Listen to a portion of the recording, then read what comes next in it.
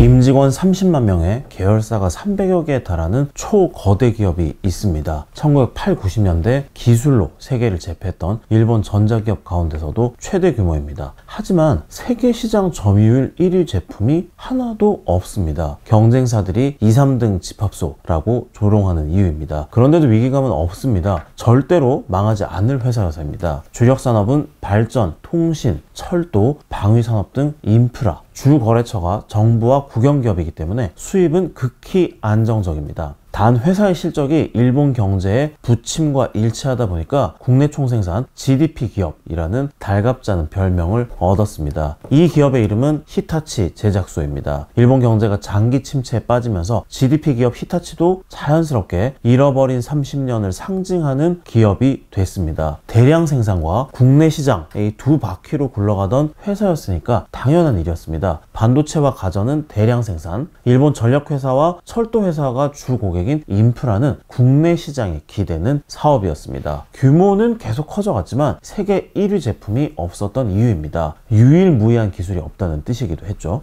소니그룹이 스마트폰 시장의 성장을 예상하고 반도체 화상 센서에 집중 투자해서 세계 시장의 50% 이상을 점유하는 것과 대조적입니다. 그렇다고 300여 개에 달하는 계열사들끼리 시너지 효과를 잘 내는 것도 아니었습니다. 히타치는 전통적으로 각 사업부의 자주 독립의 기풍이 강한 기업이었습니다. 잘 나갈 때는 활력의 원천이었지만 내리막길을 걷기 시작하자 사업 중복에 따른 비효율성이 두드러지기 시작했습니다. 아무리 수익이 안정적인 기업이라도 산업 구조가 변하는 데는 도리가 없었겠죠. 2000년대 들어 한국과 중국의 반도체와 가전 사업의 주도권을 빼앗겼습니다. 잃어버린 30년의 저출산 고령화까지 겹치면서 성숙기에 접어든 인프라 사업도 부진에 빠졌습니다. 비효율성을 개선해 보려는 시도는 먹혀들지 않았습니다. 반도체, 가전, 전력, 철도는 제품의 사이클이 전혀 달랐기 때문입니다. 회사가 어려워지면서 사업부들이 각자 도생하는 분위기가 되다 보니까 상장 자회사가 히타치그룹 본사의 방침을 따르지 않는 일도 있었습니다. 그런데도 뼈를 깎는 구조조정이나 읍참마속의 결단은 없었습니다. 저마다 다른 회사의 느슨한 연합체 같았던 히타치는 의사결정이 늦기로 유명했습니다. 경쟁사와 거래처들은 이를 히타치 타임이라고 불렀습니다.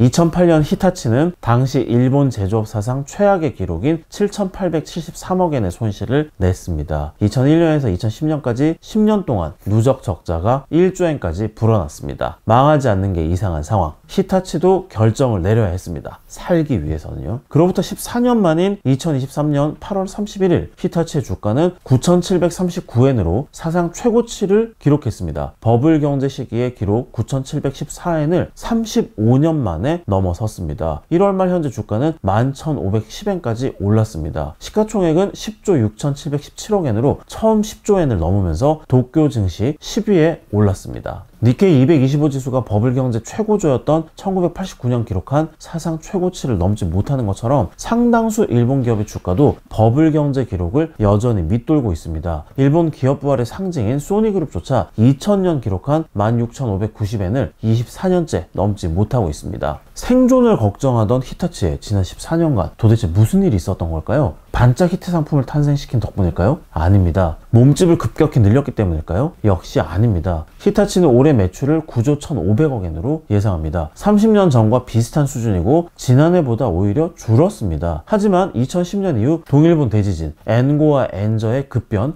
코로나19와 같은 경영 환경의 변화 속에서도 일관되게 흑자를 유지하는 알짜 기업으로 변신했습니다. 코로나로 세계 경제가 휘청였지만 히타치의 순이익은 2019년 이후 5년 연속 5천억엔을 돌파했습니다. 눈부신 히타치의 부활 비결은 사업 재편입니다. 히타치의 사업 재편은 독했습니다. 얼마나 독했냐면요, 마누라와 자식까지 다 바꿨다 라고 말할 수 있을 정도입니다. 그것도 14년에 걸쳐서 말입니다. 그 사이 글로벌 금융위기, 동일본 대지진 같은 초대형 위기에도 사업 재편은 흔들림이 없었습니다. 2009년 22개였던 상장 자회사를 2023년 3월까지 빵개로 줄였습니다. 팔거나 100% 자회사로 만든 결과였습니다. 재편 방향은 간명했습니다. 대량 생산과 국내 시장의 두 바퀴를 IT와 글로벌화로 갈아 끼우는 것이었습니다. 종합전자회사의 간판을 내리고 강점인 인프라에 IT를 접목해서 중후장대형이었던 회사를 IT 솔루션 기업으로 재구성했습니다. 재편 방향으로 정한 IT와 시너지를 내지 못하는 자회사는 모두 정리한다는 원칙을 예외 없이 밀어붙였습니다. 이 과정에서 히타치 그룹의 고산케라고 불리던 히타치 금속과 히타치 카세이, 히타치 전선을 모두 매각해서 일본 재계에 충격을 줬습니다. 히타치는 1910년 이바라키현 히타치시에 있던 광산의 기계수리 공장으로 출발한 회사입니다. 금속과 전선, 화성은 모두 기계수리 공장 시절의 모태 산업들입니다. 계열사 매각을 가족을 버리는 것과 동일시하는 일본 재계에서 모태 산업을 모조리 팔아치운 결정은 마누라와 자식까지 모두 다 바꾸겠다라는 의지로 평가받기에 충분했습니다. 주력 사업이었던 화력발전용 터빈 사업부도 2020년 미쓰비시 중공업에 매각했습니다. 재편 방향과 맞지 않는 사업부를 가차없이 매각한 히타치가 IT와 글로벌화의 DNA를 이식하기 위해 선택한 수단이 M&A였습니다. 지난 10년 동안 기업을 인수합병하는 데 쓴 돈이 4조 엔에 달합니다. 2020년 약 7,400억 엔을 들여서 스위스 ABB로부터 송배전 사업을 인수했습니다. 이 M&A로 히타치는 송배전 관계 설비 세계 1위에 올랐습니다. 창업 100여 년 만에 처음으로 세계 1위를 갖게 된 순간이기도 했습니다. 송배전 설비 세계 1위라는 지위에 만족해서 변압기를 사용하는 계열사와 시너지를 내겠다라는 식의 어정쩡한 전략을 짰다면 히타치는 다시 한번 위기를 맞았을지 모릅니다. 가격 경쟁력으로 무장한 중국 기업의 맹추격 때문에 하드웨어 기기를 파는 단순 제조업으로는 수익을 내기 어려웠기 때문입니다. 히타치는 제품에 데이터 분석을 결합한 IT 솔루션 패키지 상품을 승부수로 띄웠습니다. 사실 요즘에 어지간한 기업들이 다들 내세우잖아요. 이 IT 솔루션, 그게 뭘까요? 쉽게 말해서 제품만 파는 게 아니라 제품 운영 시스템까지 함께 파는 겁니다. 지금까지는 엘리베이터와 철도 객차만 팔았다면 앞으로는 엘리베이터에 부착된 센서의 데이터를 기반으로 부품을 조기에 교체해서 고장을 예방할 수 있는 서비스, 승객 수에 따라서 운행 시간표를 유연하게 바꿀 수 있는 사물 인터넷 IoT 서비스를 묶어서 파는 방식입니다. 기계는 팔고 나면 끝이지만 IT 서비스는 이용량이 늘수록 매출이 발생합니다. 그만큼 이익률도 높아지겠죠. 하드웨어는 강하지만 IT 솔루션에는 약한 히타치가 부족한 부분을 메우기 위한 선택지는 사실 M&A밖에 없었습니다. 2021년 히타치는 미국의 IT 기업인 글로벌 로직스를 1조 엔에 인수했습니다. 이 거래는 일본 전자산업 사상 최대 규모의 M&A로 기록됐습니다. 글로벌 로직스는 기업의 디지털화를 컨설팅과 기획부터 설계, 전환까지 모두 지원하는 회사입니다. 글로벌 로직스를 인수함으로써 히타치는 인프라 설비 제조업체에서 전 세계 기업을 상대로 디지털 대전원 DX 일관 서비스를 제공하는 기업으로 변신했습니다. 변신의 예를 들어볼까요? 광대한 북미 지역에서는 송전망을 유지 보수하는데도 막대한 비용과 수고가 듭니다. 히타치는 인공위성과 온도 센서, 감시 카메라 등으로 모은 자료를 인공지능으로 분석해서 누전, 삼림 화재 등의 사고 가능성을 미리 발견하고 그 지점을 디지털 지도에 표시해서 작업 인력을 투입하는 서비스를 내놨습니다. 관리 지역을 정기적으로 순찰하는데 인력과 비용을 투입하지 않고도 설비를 적시에 유지 보수해서 대규모 송전망을 안정적으로 운영할 수 있게 됐습니다. M&A로 사들인 스위스 ABB의 송배전 사업부와 글로벌 로직스가 공동으로 개발한 IT 솔루션 서비스입니다. 미국 조사회사 IDC는 이 같은 세계 DX 시장이 2025년 2조 8천억 달러, 우리 돈으로 약 3,734조 원 규모로 5년 만에 2배 성장할 것으로 예상했습니다. 2008년 히타치 이사회 멤버 13명 가운데 사회이사는 5명, 외국인은 1명도 없었습니다. 현재는 이사회 멤버 12명 가운데